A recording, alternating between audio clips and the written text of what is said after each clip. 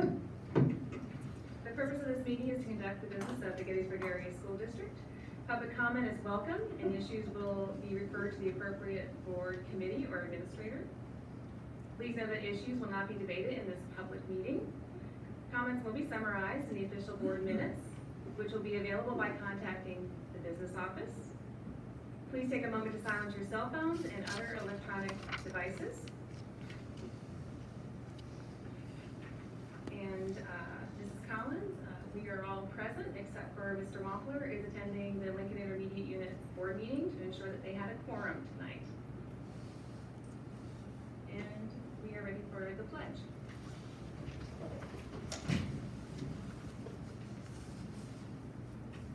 I pledge allegiance to the flag of the United States of America and to the republic for which it stands, one nation, under God, indivisible, with liberty and justice for all.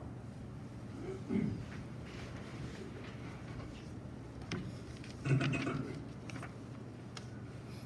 going to move on to acceptance of minutes. Do I have a motion?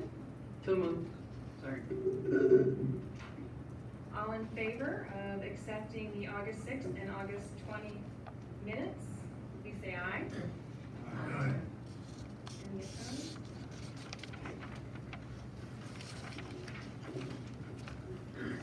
Are there any notices and communications?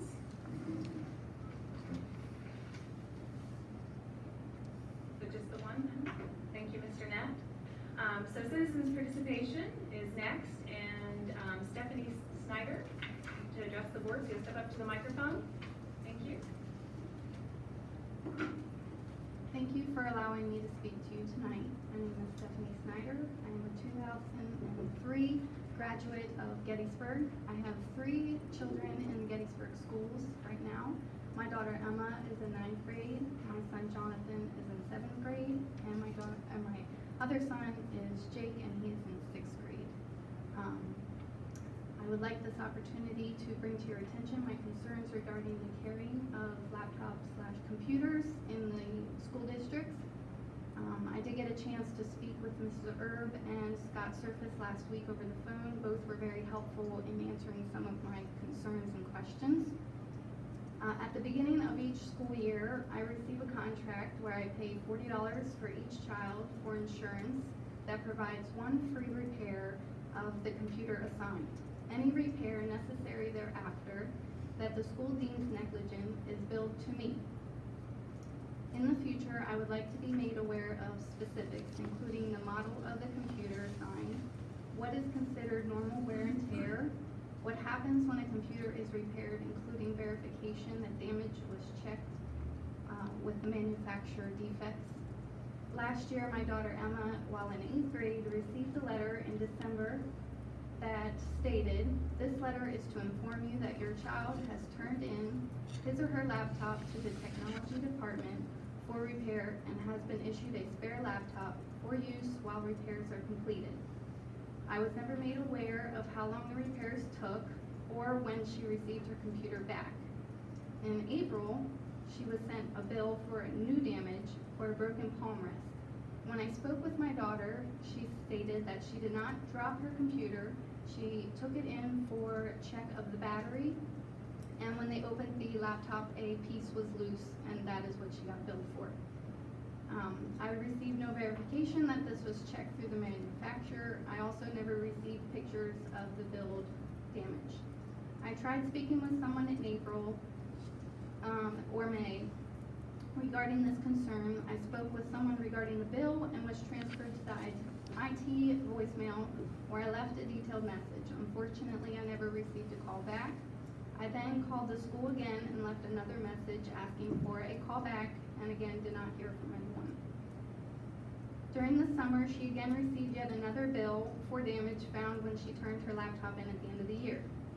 I spoke with Scott Surface last week and was advised that it is not the policy to take before and after photos of the laptops. He did advise me that he keeps all damaged parts and a list of damage prior to the laptops being issued to each student. Personally, if I was sent a bill in the mail from a neighbor stating that my child had damaged something of their property, and I I would want verification of the said damage with before and after photos to ensure the damage was not already there and it is not something that the manufacturer would fix. Having the pieces and a list of damage can be helpful, but it is not enough for me. Unfortunately, if I do not pay for this damage, I am concerned that my daughter may lose her ability to participate in school functions, such as homecoming or field trips. If providing photos and manufacturer verification would cost the district too much time or money due to the sheer amount of damage that is occurring during the year, then there should be a better protection for the computers. My son Jonathan, in 7th grade this year, is the first year he will be carrying laptops in the school.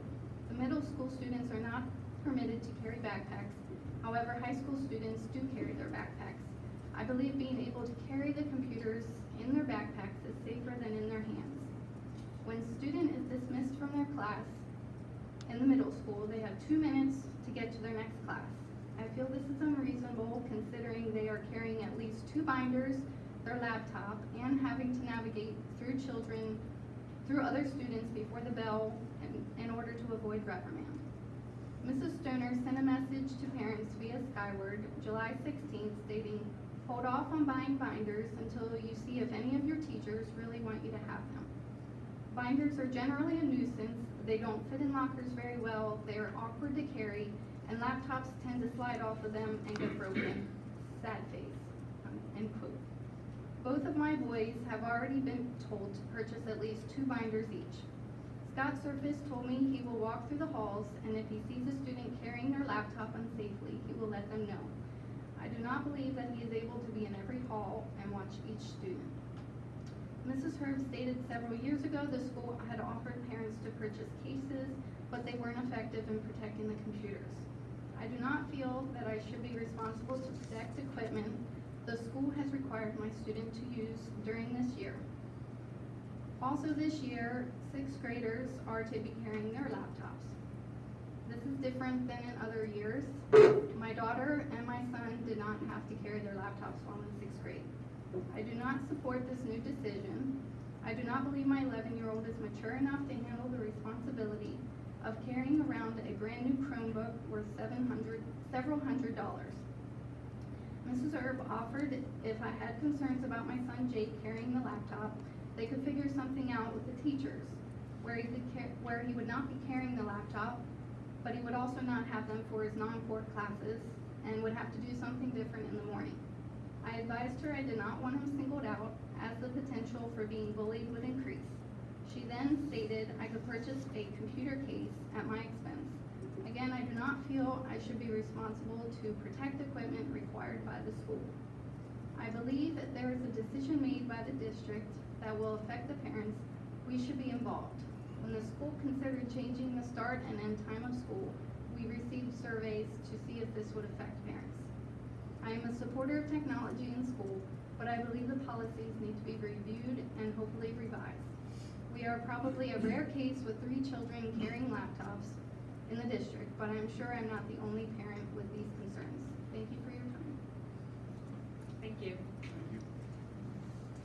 Would it be possible, ma'am, if you would forward your comments to the board members? Yes, if somebody will show me how. Thank you. And we're gonna move on then to, board committee reports. Policy Committee meets next Tuesday, September 11th at 4 p.m. Finance, Buildings, and Grounds meets on the 20th of September, 4 p.m. Currently, the only issue is the 5-year plan. I'll formally notify Dr. Parent tomorrow so he can alert the staff to that for preparation. Kathy, what time did you say policy? On what day? 11th, Tuesday. Bill, just quick, 5 o'clock? 4. 4 o'clock. Thank you. The Communications Committee now meets quarterly, and our next meeting is October 24th. Thank you. Dr. Perry, do we have building and program information? Just briefly share, we're up and running, started school 8 full day. So appreciate the work that's gone into that. The administrators, faculty, and staff that have worked to both prepare the school year and to get it underway smoothly.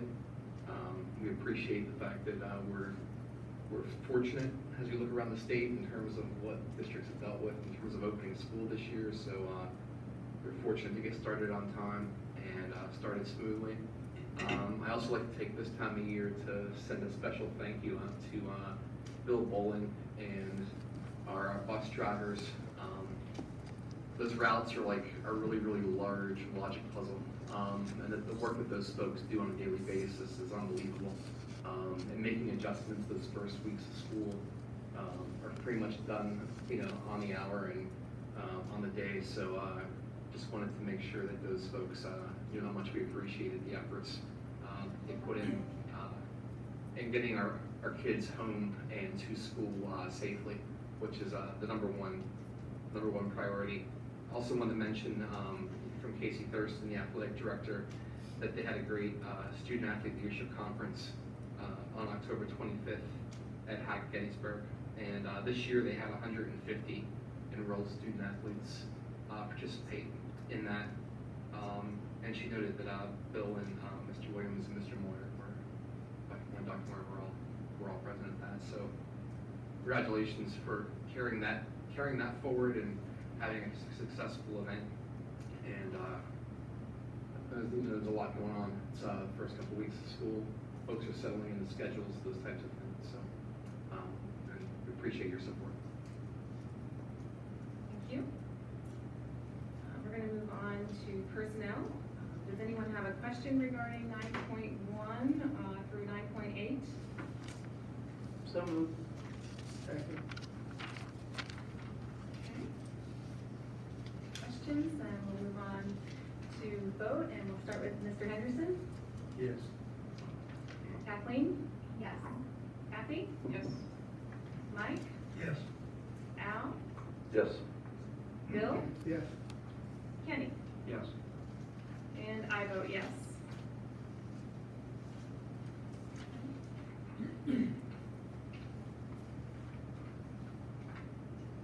So then we would move on to policy. And do we have a motion to approve the 2018-2019 Gettysburg Warrior Athletic Booster Club banner list? So moved. Second. I have a question before we vote. I noticed in looking at the list that we've got a robust list of businesses. It's really nice to see that. And I noticed a single name on there that's not a business, and that's Marty Qualley. Do we know what the content of his banner will be? And I'll tell you why I asked.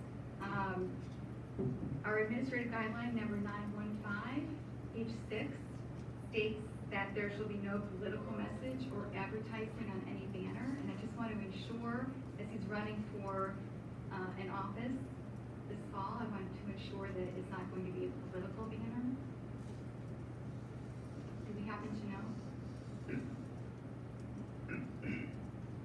Well, whether we know or, and I agree with you, whether we know or not, the person who's in charge of that, I mean, we can still move forward with the item and just let them know whether it gets dropped off the list or not. It's fine, but he should be made aware of that if he's not already. Who is the person who's in charge of the advertisements? Probably the Booster Club president. So that would be Jeff Yingling. Well, I don't think he's the president. He's the treasurer. He's Lori Bridell. Jeff would have a lot to do with it. Okay. But that list comes from the Booster Club president. Yes. But it comes from GWABC, I guess officially through the president, but yes. If the motion were adjusted to be subject to compliance with the administrative guideline 915, then that conditional acceptance could be passed on back through Casey Thurston to the booster so that any political ad would be pulled. That's what I'm suggesting. So we move forward here.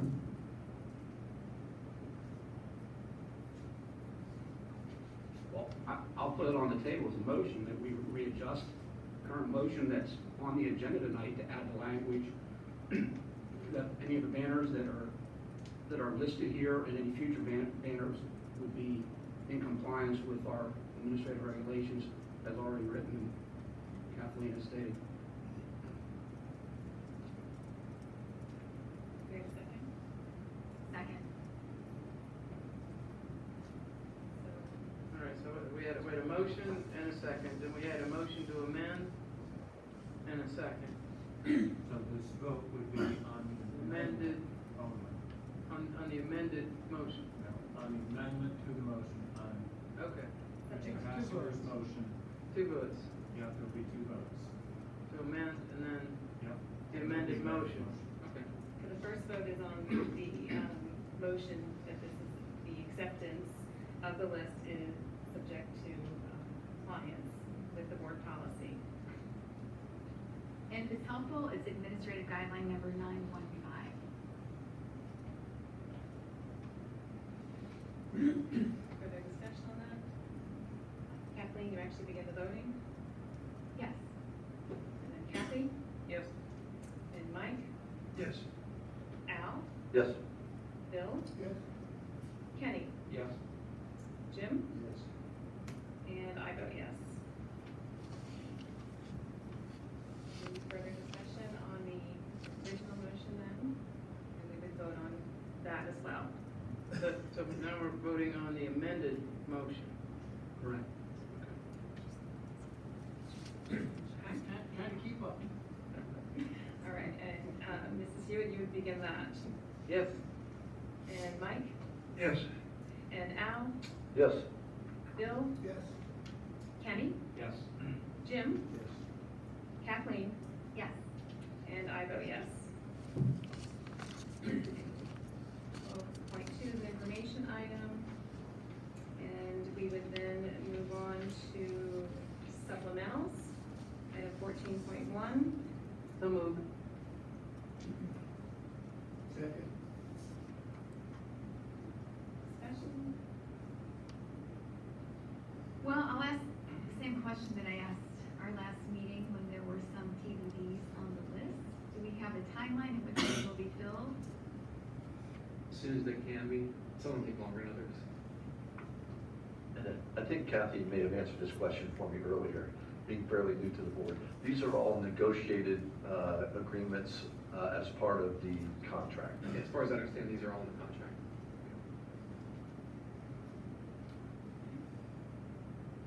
All right. Their discussion, and then Mike, you would begin this voting, so. Yes. Al? Yes. Bill? Yes. Kenny? I'll respectfully abstain from this vote.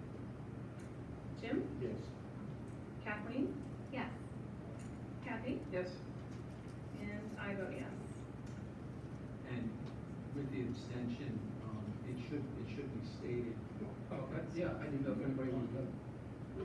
My wife teaches in the district. She's listed twice in this action item, and I didn't find it appropriate for me to cast a vote in this particular matter. And I wasn't trying to single you out. It's just, it's required. I'm good. I just didn't know if anybody really cared. No, it's required, it's required. Okay, we're good. And you'll the paper to sign Okay. about your abstention. Okay. 14.2 is another information item.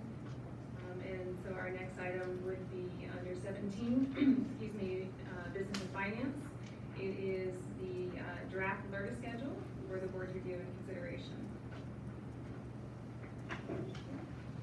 Is this just a discussion item? It is, yes. So it's not an action we need to move? Correct, it's just a discussion item.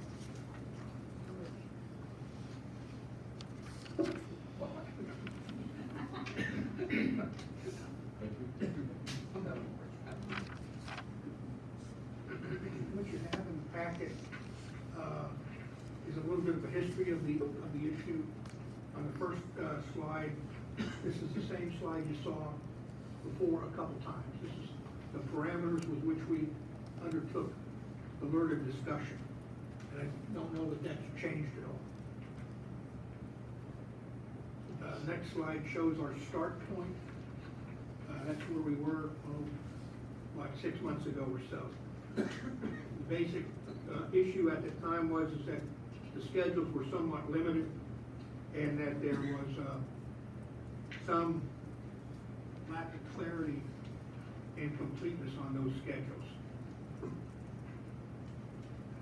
The next slide shows a picture of the Verda parcels 1 through 6.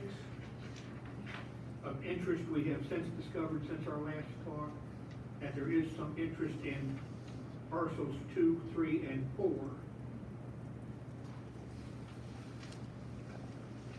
The next slide was the original recommendations on the LERTA. You'll note that we had 2 schedules. The first one was a non-residential schedule. That was a 10-year schedule, and a residential schedule that required 25% non-residential as a minimum. That was a shorter term schedule of 5 years. And you may recall we drafted that up and there was some debate with some of the other taxing bodies. And the last slide is an exemption schedule. And I wanted to thank Kenny for coming up with the idea. Please note in the description that it is a minimum of 50% of the square footage to be developed or redeveloped as non-residential. That's a minimum as opposed to a maximum. It's a short duration schedule, 5 years. If you look at the numbers, this schedule still encourages non-residential over residential, because again, it's a minimum of 50%. It can be a maximum of 100% non-residential. So it covers again the gamut of our original schedules. The next point I'd make is that if a developer, because one of our concerns was the amount of residential development, and that is that with this proposed schedule, if a developer wants to increase any residential areas, he has to do so at the expense of commercial, because now they are tied. If I want more non-residential, or if I want more residential, I have to build more commercial. So those two are tied. And the last point I'd make is we had a meeting with the borough reps last week, and they, I think we're all receptive to this new schedule, in that it conforms to your original guidance to us, and that it meets the criteria, and so I put it out for your consideration. And again, thanks for Kenny for devising this. No, I would add, when we sat here, Mike and I apologize because you weren't on through most of this, the difficulties between the 2 different schedules really came at no fault to the school board. It was our direction based upon meetings early on.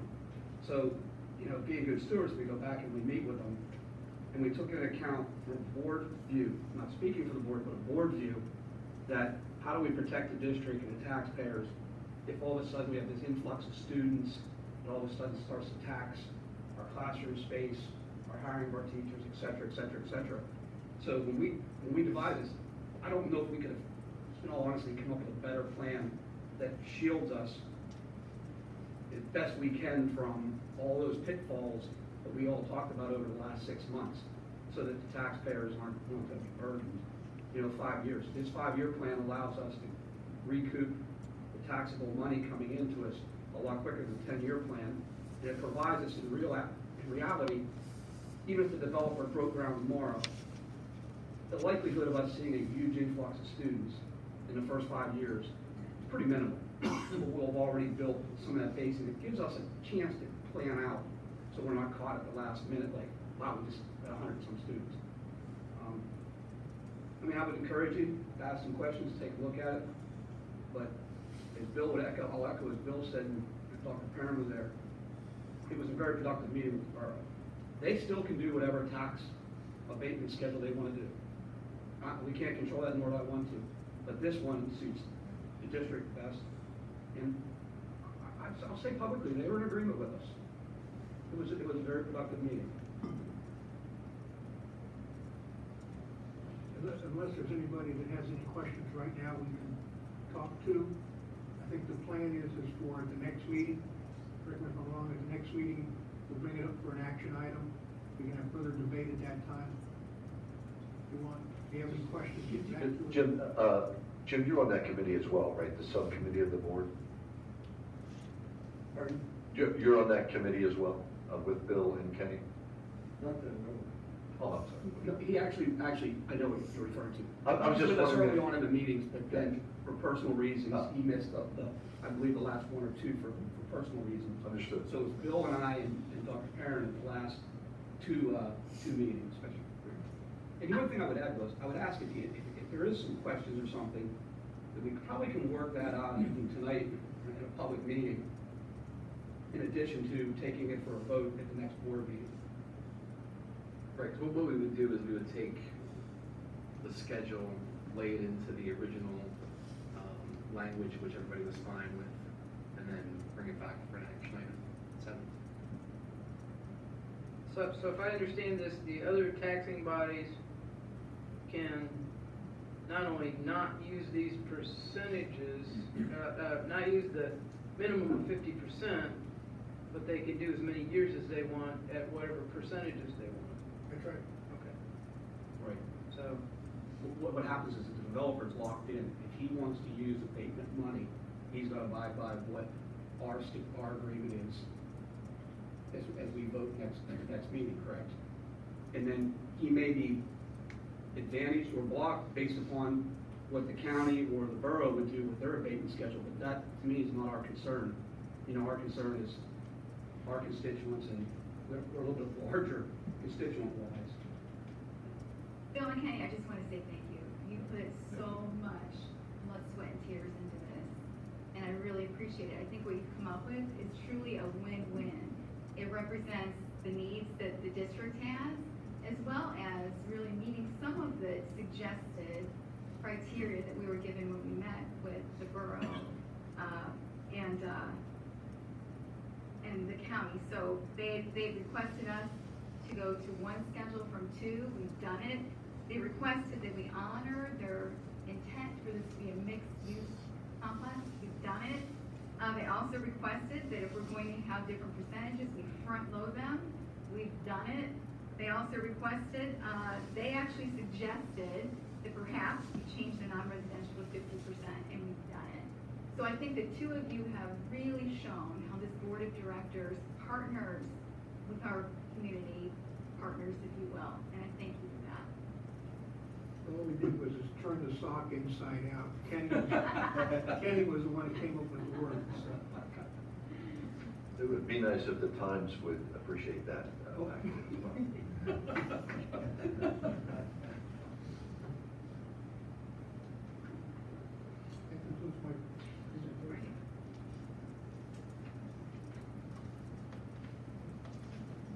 Okay, then if there are no objections from the board members, the alert resolution will be added as an agenda item for discussion and action at the September 17th board meeting.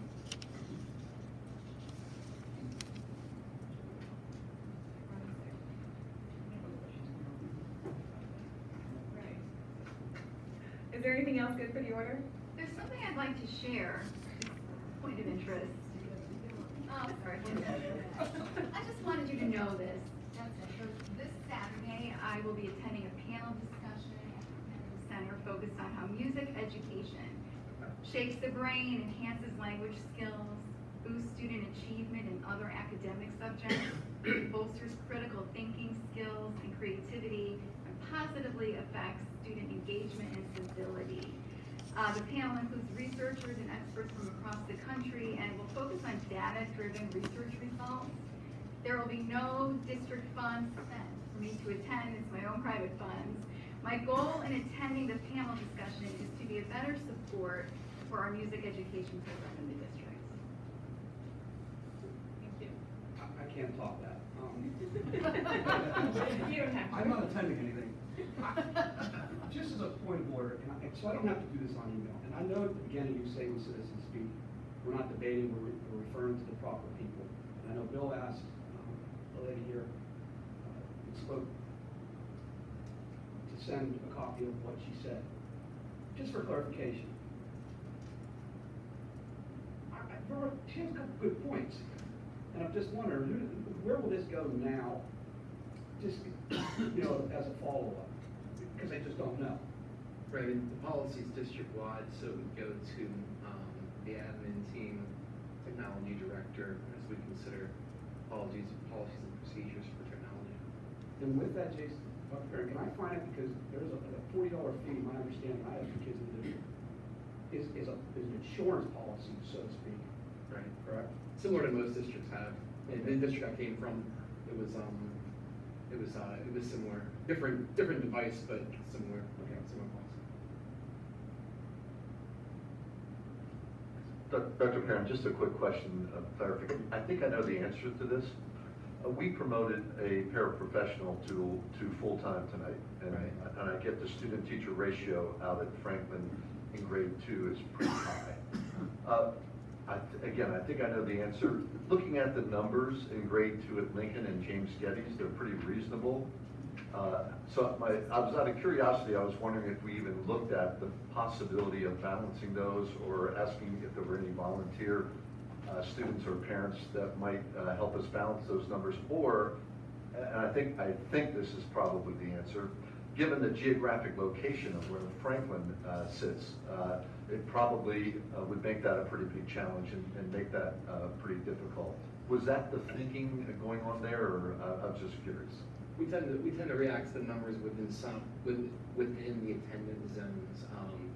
The district, at least in the year and 3 months that I've been here, there haven't been established swing zones like some districts have, where you go to school based on where the lower number is, based on where you live. So they're pretty specific boundaries for the schools here. So we tend to utilize things such as instructional pairs when the class sizes are a little bit larger. Thank you. There are no other items. The next meeting of the Board of Directors will be on September 17th at 7 o'clock, and this meeting is adjourned.